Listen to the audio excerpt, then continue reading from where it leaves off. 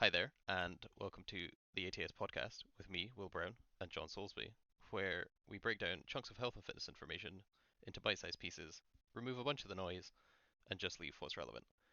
Today we are on episode 48, and our topic today is how to improve your sleep routine. Yeah. I suppose there's a couple of easy bang for buck ones that will make a big difference. I mean, if you don't feel like if you're sleeping 8 to 10 hours already and getting to sleep fairly easily, just skip this one. You're done. Yeah, I was about to say But I feel like there's an inherent question because we mention a yeah, sleep routine. well, true. If you don't have one, Yeah, I was about to say if you don't, if you're like, what the hell is a routine? You probably want to I mean, start. to be fair, I absolutely don't have a routine. Mine is go to bed, put an audiobook on, fall asleep in 10 to 20 minutes. That's kind of it. Yeah, pretty much the same. I think this So is I'm kind of like, it, if you don't need one, then you're grand. And I'll sleep for anywhere 7 to 10 hours, depending on how late I go to bed and when I need to get up. But oh dear me. I am essentially the same but worse. How much? Hold on, I'm just I have one of those things that tracks how oh, six yeah, hours and trust 9 minutes last night, 69. Nice. It's me, really the correct nice. amount of sleep. Um, but then your sleep score, because you get sleep scores with your Fitbit, don't you? The Fitbit, Yeah. your sleep scores are pretty good though, aren't they? Not very good. I think I very much cruise by on somehow managing to get moderate scores on terrible amounts of sleep. Mm. Like Yeah, I think my record is something like I think I've managed a 78 on 4 hours sleep, which was fucking, kind of wild. that's pretty wild. That could very much just be the inaccuracy of the technology rather than my ability Yeah, to somehow instantly enter REM sleep. yeah. Well, Given that maybe given that I you. got a 66 on that 6 hours last night. Yeah, I blame the dog, the new dog, being barking but at yeah, like that fucking 5 in the morning. that obviously doesn't help dogs, children, Oh yeah, etc. like if you I Children far mean worse. you can understand what a good sleep routine might be by essentially doing the opposite of what I do, which would Yeah, be like going to bed at close to the I mean I go to bed actually about close to the same time every day. yeah, I do sleep in a room that is cold because otherwise zero chance of me getting to sleep. yeah. However, I definitely do not minimize screen time in like the kind of half hour to hour before bed, Absolutely not. mainly because I video call CT, so that is literally a phone screen in my face for Hmm. the last hour of my day, every single day, for the past fucking close to 5 years. Hmm. Um, and yeah, the recent addition of earplugs has been a bit of a game changer. That's helped a lot. Yeah, that would be pretty good. Yeah, quite liking those. And I do actually get up at the same time every day, which is about seven, half seven, depending. Nice. Obviously I just gave two You're answers, but like, you're coming closer to Gabby Brown there. yeah, no, I'm coming closer to my strange robot of a mother who just seems to not sleep ever. Goes to bed at 11, wakes up at like 5, and isn't falling asleep on the sofa at like 9 p.m. either. I'm like, No, mental. she is the Duracell bunny. Yeah, pretty much. Um, I suppose from that as well, some main ones that are kind of probably obvious to us but not others. Caffeine's a big one that people take a lot of. Um, Yeah, you want to minimize caffeine. I think it was about six hours so before you go to bed or something. Six to it's eight. like 6 to 8 hours is kind of like the amount of time it takes for caffeine to go. So yeah, depending on when you want to go to bed, which most people probably pick based on when they want to get up, 6 to 8 hours before is when you should stop taking. E.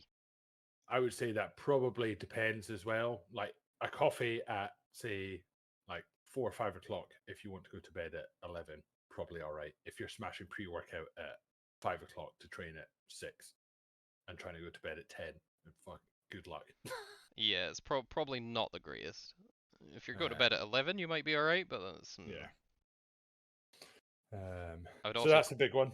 I would also in that situation if you're like, "Oh, but I need pre-workout to train." I would just consider trying to train earlier in the day because the reason Mhm. you probably need pre-workout is you've gone the whole day like 5 o'clock's rolled round and you're like, all right, it's training time, and you're tired because you've been up all day. Yeah.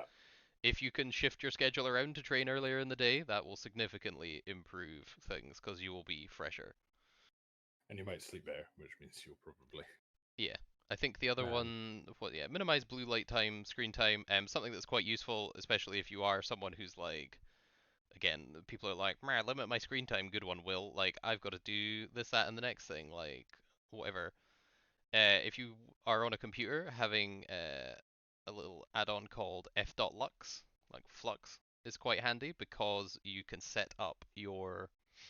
It's essentially a little thing you can download that will turn down the blue lights in your computer or your screens, uh, like based on the time you tell it you want to wake up and the time you want to go to bed. Yeah. So like the later in the day it gets, like it will essentially minimize to eliminate all the blue light coming through your screens. So everything will look kind of yellow, like it will look like a bleached photograph from the 90s, but your eyes won't be melted out of your head. Yeah. Especially for light mode goblins like myself, is extremely useful. Yeah. And sleep routine, yeah, like minimizing. The other one that the other part that's actually quite handy is not just kicking about in your bed when you don't intend to go to sleep. Yeah. So like, don't just be like hanging around in your bed, like watching TV or playing on your phone or whatever it is. Like, unless you are attempting to go to bed or participating in other adult activities, uh, don't get on or in your bed for any other reason. Like, go somewhere else in the house Yeah. or your flat or wherever you live, because you will not associate bed with being tired and sleeping, and the likelihood that you will continue to stay awake and play on your phone or do whatever you're doing is much higher. Yeah. Sleep timers are pretty handy. Spotify now has one inbuilt, which is kind of cool. Audible, if you like audiobooks, I quite like that. I've literally done that my entire life.